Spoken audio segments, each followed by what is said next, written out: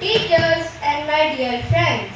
Today's assembly is dedicated to a very special and inspiring occasion, World Art Day.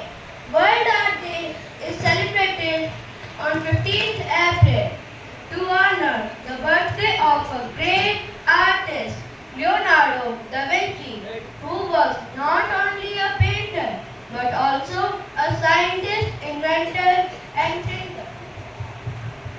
Art is a universal language that connects people beyond words. It also allows us to express emotions, share ideas, and understand different cultures. This day reminds us of the importance of art in our lives. Art is not limited to artists only. Each one of us is an artist in our own way.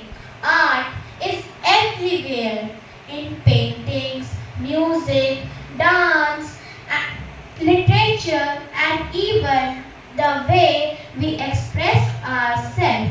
In today's fast-paced world, art also helps us relax and reduce stress. It brings joy, peace, and positivity into our life. Let us celebrate World Art Day by appreciating art and encouraging creativity in ourselves and others. Let us promise to respect and promote art, support artists, and always keep our creativity